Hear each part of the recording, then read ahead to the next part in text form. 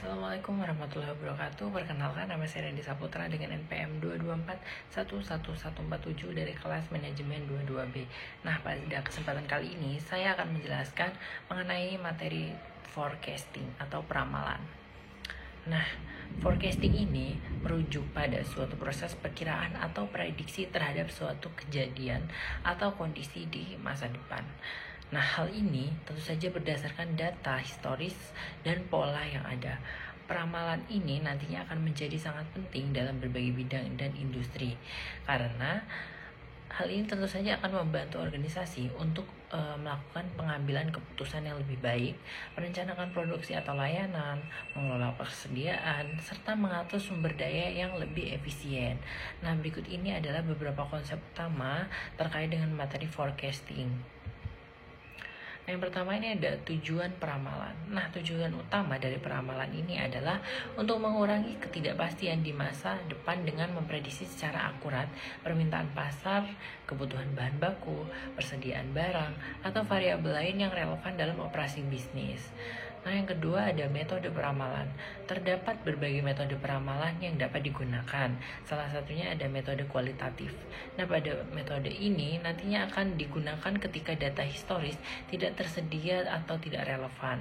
Contoh metode kualitatif adalah survei pasar, analisis DLP, dan teknik brainstorming. Nah, ada juga metode kuantitatif. Nah, pada metode ini nantinya akan menggunakan data historis untuk membuat prediksi di masa depan.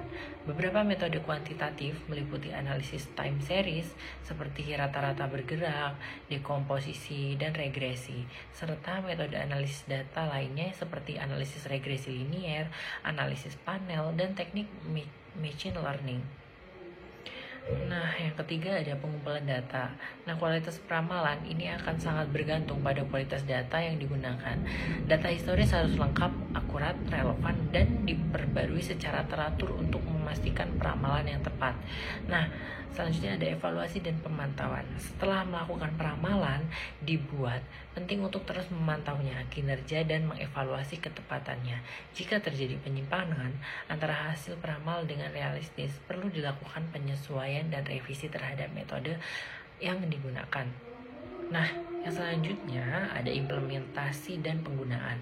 Hasil dari peramalan ini nantinya akan digunakan sebagai dasar untuk merencanakan produksi, mengelola persediaan, mengatur operasi layanan, atau membuat keputusan strategis lainnya.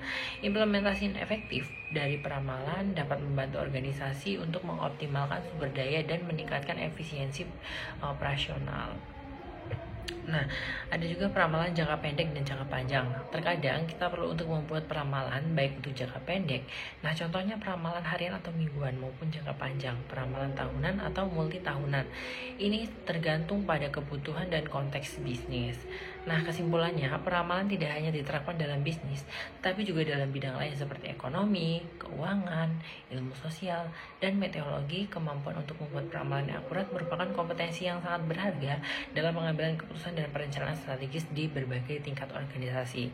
Nah, sekian penjelasan saya akhiri. Wassalamualaikum warahmatullahi wabarakatuh.